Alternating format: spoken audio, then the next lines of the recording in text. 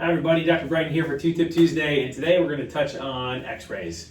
So recently I've had some questions about x-rays, and not so much doubting x-rays as much as, hey, what are they actually looking at?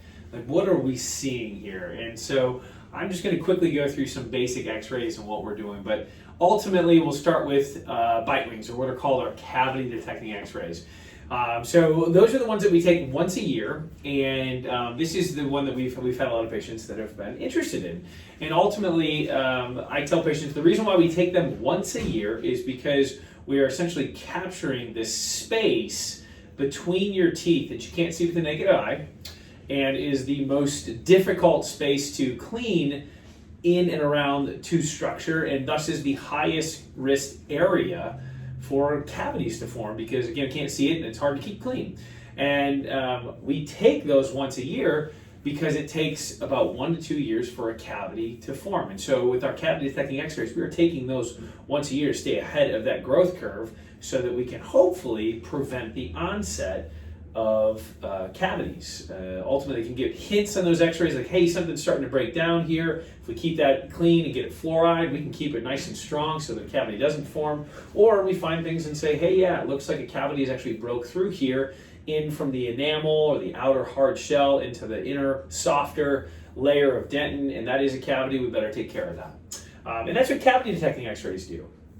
From there, we also take like our 3D image, our CBCT, our cone beam CT scan. It's like a CT scan at a hospital, except it just looks at the jaws. And we look at the roots of our teeth, the nerves of our teeth, and the jawbone, upper and lower. And in some people were able to get actually a look at the joint, the temporomandibular joint, or the TMJ as well, and evaluate those. But at those, we're looking at kind of a bigger picture. We look for things like tumors and cancer, and we can also look for the health of a nerve or a root. And those are taken once every 5 years, but we can do like a small image if we need to with symptomatic teeth. But one of the things that I really want to point out today that I've said to patients here recently is we still have to at least be aware of the fact that they are not end-all be-all. So x-rays don't show us everything. We still have to evaluate things with different instrumentation, with my eyes.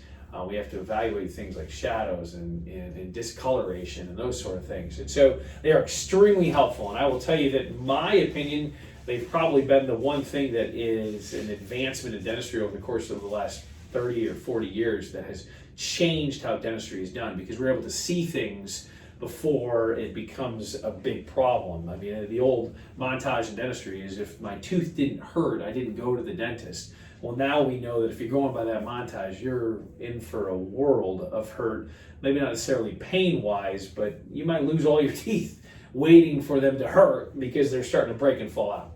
So x-rays are not the end-all be-all, but like I said, they have really, really advanced dentistry as a whole.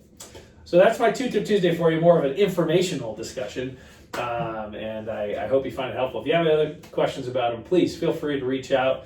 I would love to talk to you about this sort of thing. But have a great rest of your Tuesday and a great rest of your week. Thanks so much.